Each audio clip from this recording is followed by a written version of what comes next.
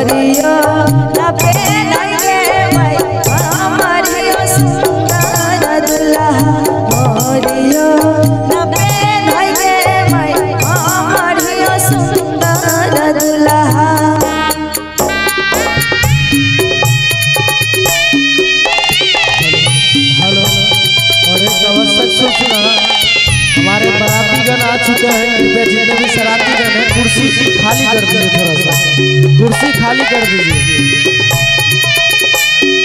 एक आवश्यक सूचना, जितने भी शरारतीगण हैं कृपया कुर्सी खाली कर दीजिए, बरातीगणों को बैठने दें।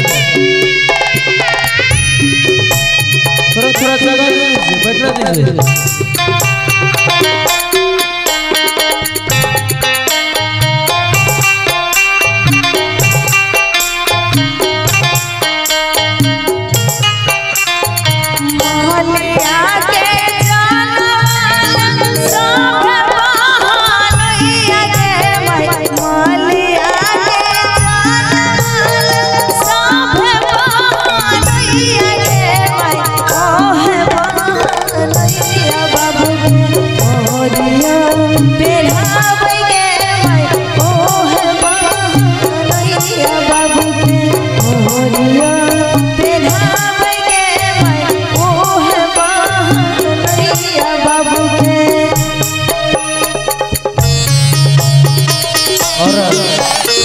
बोलना चाहूँगा कि जितने भी शरारती भाई लोग हैं थोड़ा सा साइड हो जाइए, बराती लोगों को बैठ दीजिए।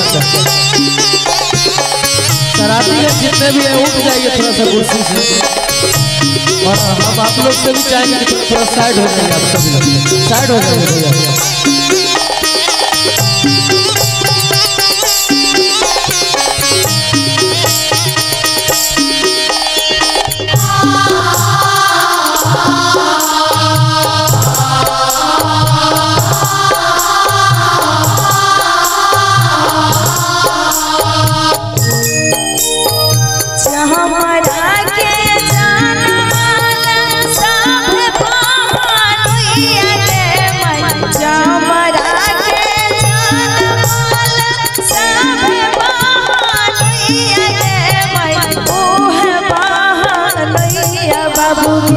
झूठबो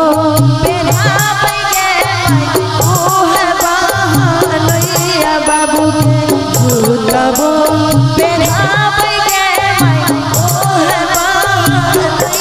बाबू के।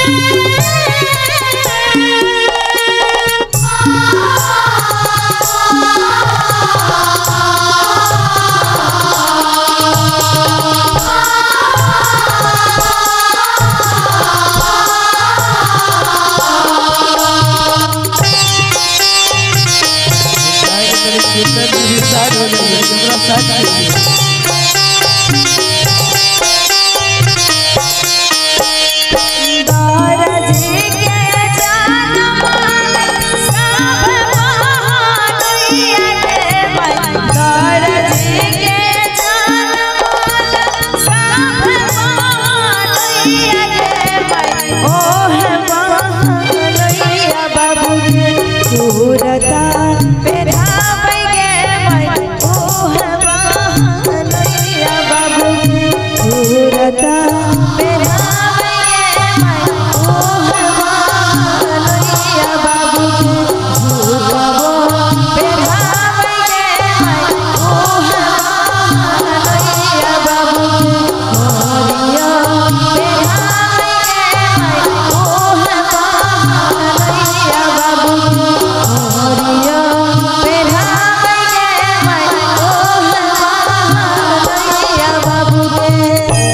लगा हो तो ताली बजा दीजिए। बाराती गण भी सराती गण।